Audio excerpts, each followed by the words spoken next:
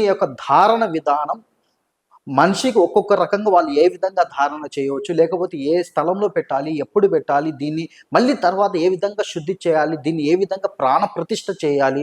Already మేము ఈ శుద్ధి చేసిన తర్వాత పాదరసాన్ని శుద్ధి చేయడం జరుగుతుంది. తర్వాత ఏకమూలికలో వేసి పాదరసం మైనంగా మార్చడం జరుగుతుంది. తర్వాత వచ్చి దీన్ని రసమణిగా చేయడానికి ఇది ఒక ప్రాసెస్, 45 days ప్రాసెస్ పడుతుంది. 45 days. సో తర్వాత మాకు ఎవరైతే అడుగుతారో వారి పేరు మీద మంత్ర జపం చేసుకుంటూ మర్దన చేయాలి. మీ దగ్గర అవైలబుల్ ఉంటాయి అంటే ఇది ఎవరైతే అడుగుతారో వాళ్ళకు అదే చెప్తున్నాను నేను.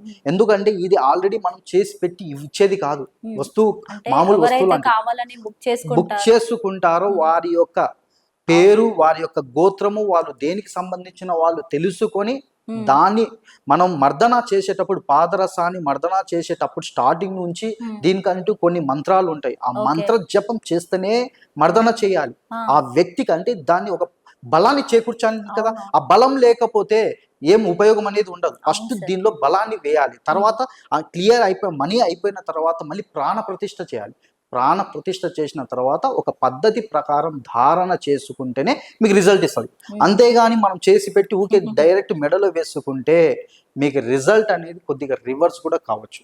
సో కాబట్టి ప్రతి దానికి ఇక్కడ ఒక పద్ధతి, ఒక విషయం అంటూ ఉంటుంది. దాన్ని కరెక్ట్ పద్ధతి ప్రకారం వెళ్తేనే మనకి రిజల్ట్ అనేది రావడం జరుగుతుంది.